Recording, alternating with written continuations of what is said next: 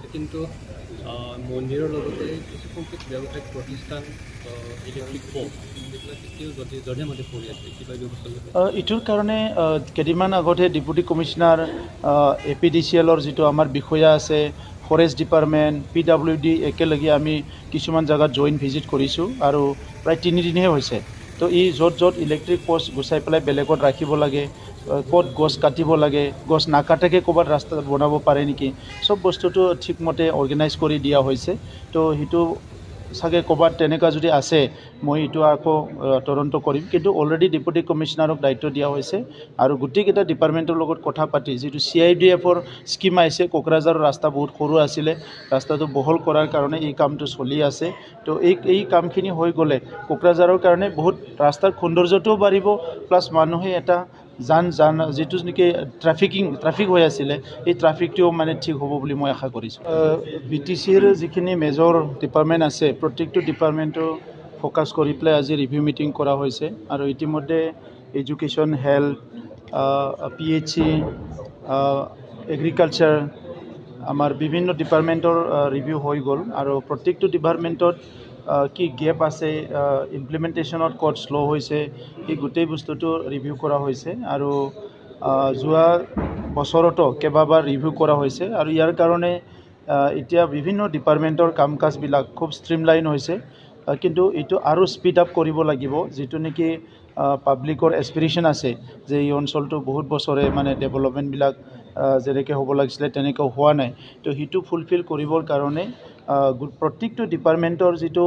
Annual operation plan সেইটো আমি ঠিকমতে মানে কেনেকৈ ইমপ্লিমেণ্ট কৰিব লাগে, কেনেকৈ স্কিমবিলাক ধৰিব লাগে, এইবিলাক আগতে ঠিক কৰি দিছিলোঁ আৰু এইবাৰো ডিচেম্বৰ মাহত পুনৰ নেক্সট মাৰ্চত হ'ব লগা AOPৰ কাৰণে আমি কনচালটেশ্যনটো ডিচেম্বৰৰ পৰা আৰম্ভ কৰিম। আজি গাৰ্জেন মন্ত্ৰী ডাঙৰীয়াৰ উপস্থিতিত বহুতখিনি কথা আমি মানে অৰ্গেনাইজ কৰিব পাৰিছোঁ আৰু সেইটো ইমপ্লিমেণ্টেশ্যন লেভেললৈ লৈ যাব পাৰিলে BTCত ডেভেলপমেণ্টটো খুব স্পীডত হ'ব বুলি মই আশা কৰোঁ। আৰু আমাৰ সকলো আছে, গোটেই BTC কেনেকৈ আগুৱাই লৈ যাব পাৰি, মাননীয় মুখ্যমন্ত্ৰীৰ ইচ্ছা যে BTC এতিয়া পিছ পৰি থাকিব নালাগে, BTCত উন্নয়ন তীব্ৰতৰ গতিত হ'ব লাগে। প্ৰত্যেকটো ডিপাৰ্টমেণ্টৰ ৰিভিউ কৰা হৈছে, ৰাতিপুৱা 10টাত মিটিং আৰম্ভ হৈছে আৰু মই ভাবোঁ যে গোটেই দিন জোৰা মিটিং চলিব, সন্ধিয়া 7টা 8টালৈ মিটিং চলিব বুলি মোৰ আশা। বহুত ভাল ভাল সিদ্ধান্ত লোৱা হৈ আছে আৰু এই সিদ্ধান্তবোৰৰ কথা মানে আমাৰ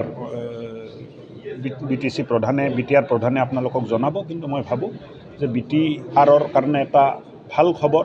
যে মাননীয় মুখ্যমন্ত্ৰী ডাঙৰীয়া খুব মানে আগ্ৰহ ৰাখিছে যে BTR অঞ্চলৰ উন্নয়ন ভালকৈ হ'ব লাগে, যিবিলাক উন্নয়নৰ কাম হোৱা নাছিলে, চৰকাৰী স্কিম ভালকৈ ইমপ্লিমেণ্ট হ'ব লাগে,